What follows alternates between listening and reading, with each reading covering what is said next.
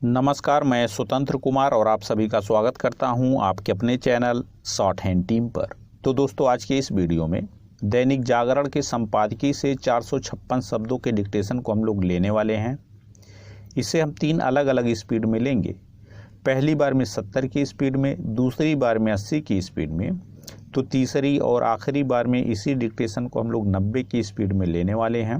अगर आपको इस डिक्टेशन के PDF की ज़रूरत है तो आप हमारे टेलीग्राम ग्रुप को ज्वाइन कर सकते हैं। ग्रुप का लिंक इसी वीडियो के ठीक नीचे डिस्क्रिप्शन बॉक्स में आपको मिल जाएगा। तो 70 की स्पीड में आपका डिक्टेशन स्टार्ट होगा 5 सेकंड के बाद। तब तक के लिए आप रेडी रहें।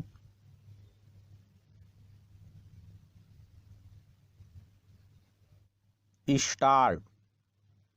जब उदयपुर अधिवेशन में कांग्रेस ने यह तय कर लिया था कि वह एक व्यक्ति एक पद के सिद्धांत पर चलेगी, तब राहुल गांधी की ओर से यह स्पष्ट करने की आवश्यकता ही नहीं थी कि यदि अशोक गहलोत पार्टी अध्यक्ष बनते हैं तो उन्हें मुख्यमंत्री पद छोड़ना होगा। अच्छा होता कि लगे हाथ वह यह भी साफ कर देते कि अशोक गहलोत के कांग्रेस अध्यक्ष बनने की सूरत में सचिन पायलट राजस्थान के मुख्यमंत्री बनेंगे या नहीं। पता नहीं सचिन पायलट मुख्यमंत्री बन पाएंगे या नहीं, लेकिन राहुल ने जिस तरह कांग्रेस के भावी अध्यक्ष अशोक गहलोत की सीमाएं तय कर दी, उससे यही रेखांकित हुआ कि पार्टी की कमान कोई भी संभाले, वह उनके और परिवार के अन्य सदस्यों के हिसाब से चलने के लिए विवश होगा। इसका एक अर्थ यह भी है कि परिवार शीर्ष पर बना रहेगा, चूंकि अशोक गहलोत न केवल गांधी परिवार की पसंद बताए जा रहे हैं, बल्कि ऐसे संकेत भी दिए जा रहे हैं कि इस परिवार के सबसे विश्वास पात्र वही हैं। इसलिए अध्यक्ष पद के लिए होने वाला चुनाव एक औपचारिकता ही है। अध्यक्ष पद के चुनाव के पहले अशोक गहलोत का गांधी परिवार के सदस्यों और विशेष रूप से सोनिया गांधी से बार बार मिलना यही इंगित करता है कि परिवार उन्हें ही भावी अध्यक्ष के रूप में देखना चाहता है। इसकी भी अनदेखी नहीं की जा सकती कि अशोक गहलोत के खिलाफ चुनाव लड़ने की तैयारी कर रहे शशि थरूर को भी सोनिया गांधी से मिलकर इसके लिए अनुमति लेनी पड़ती है। पैरा। आखिर यह कैसा आंतरिक लोकतंत्र है कि सब कुछ उस परिवार की सहमति और स्वीकृति से हो रहा है जो करीब 2 दशकों से कांग्रेस को अपनी निजी जागीर की तरह चला रहा है। यदि कांग्रेस को अध्यक्ष पद के चुनाव के नाम पर औपचारिकता का ही परिचय देना था तो फिर अच्छा होता कि चुनाव कराए ही न जाते। अध्यक्ष पद के चुनाव की प्रक्रिया यदि कुछ कह रही है तो यही कि आंतरिक लोकतंत्र का दिखावा किया जा रहा है। इस दिखावे से कांग्रेस यह दावा करने में भले समर्थ हो जाए कि आखिरकार उसने अपने नए अध्यक्ष का चुनाव कर लिया, लेकिन इससे पार्टी में आंतरिक लोकतंत्र की जड़ों को मजबूती नहीं मिलने वाली। कहने को तो राहुल गांधी भारत जोड़ो यात्रा का नेतृत्व करने के बजाय उसमें भागीदारी कर रहे हैं, लेकिन यह किसी से छिपा नहीं कि वह पार्टी की समस्त गतिविधियों के केंद्र में हैं।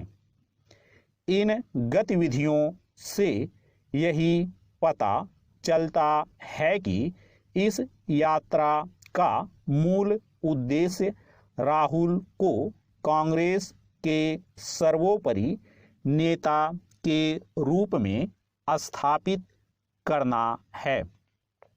अच्छा हो कि चुनाव आयोग को ऐसे अधिकार मिलें जिससे वह राजनीतिक दलों में आंतरिक लोकतंत्र के नाम पर किए जाने वाले दिखावे के रोग का उपचार कर सके।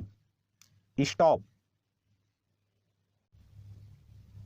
दोस्तों, इसी डिक्टेशन को दूसरी बार में हम लोग 80 की स्पीड में लेंगे और आपका समय स्टार्ट होगा 5 सेकंड के बाद। तब तक के लिए आप रेडी रहें।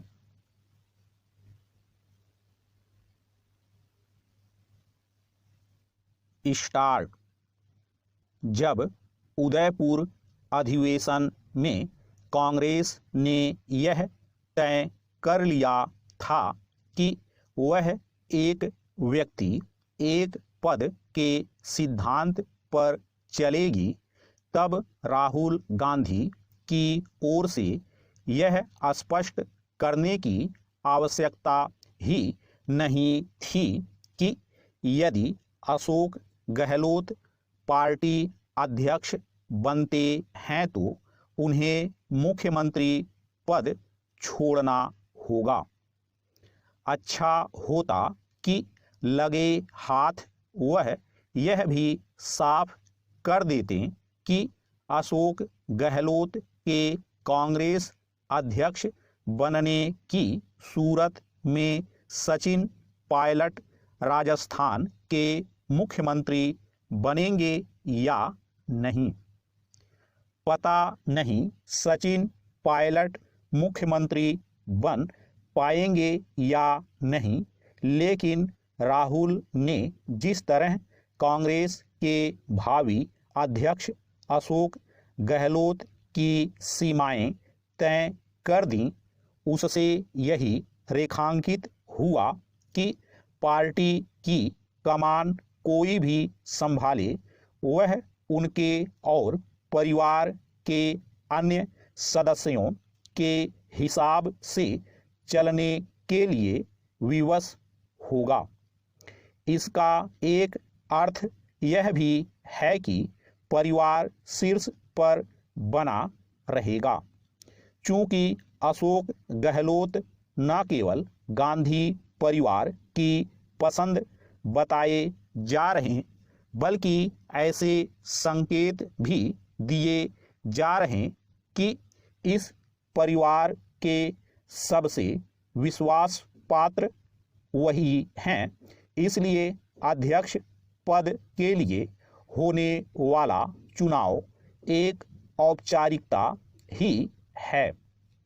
अध्यक्ष पद के चुनाव के पहले अशोक गहलोत का गांधी परिवार के सदस्यों और विशेष रूप से सोनिया गांधी से बार बार मिलना यही इंगित करता है कि परिवार उन्हें ही भावी अध्यक्ष के रूप में देखना चाहता है। इसकी भी अनदेखी नहीं की जा सकती कि अशोक गहलोत के खिलाफ चुनाव लड़ने की तैयारी कर रहे शशि थरूर को भी सोनिया गांधी से मिलकर इसके लिए अनुमति लेनी पड़ती है। पैरा, आखिर यह कैसा आंतरिक लोकतंत्र है कि सब कुछ उस परिवार की सहमति और स्वीकृति से हो रहा है जो करीब 2 दशकों से कांग्रेस को अपनी निजी जागीर की तरह चला रहा है। यदि कांग्रेस को अध्यक्ष पद के चुनाव के नाम पर औपचारिकता का ही परिचय देना था तो फिर अच्छा होता कि चुनाव कराए ही न जाते।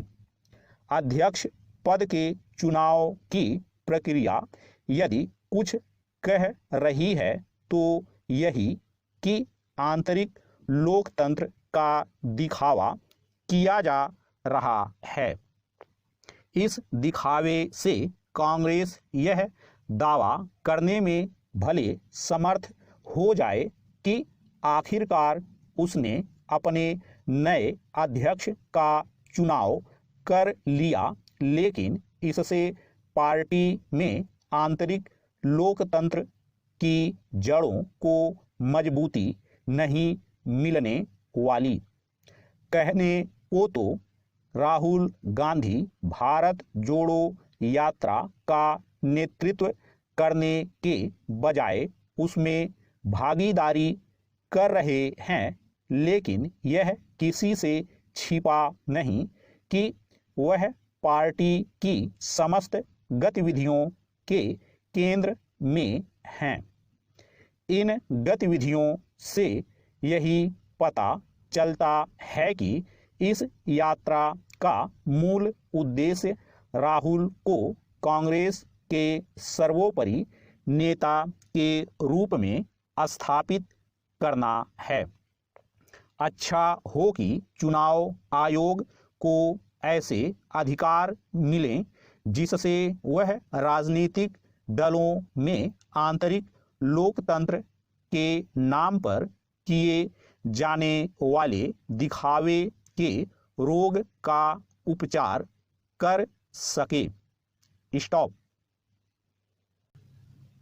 दोस्तों, तीसरी और आखिरी बार में इसी डिक्टेशन को हम लोग 90 की स्पीड में लेंगे और आपका समय स्टार्ट होगा 5 सेकंड के बाद। तब तक के लिए आप रेडी रहें।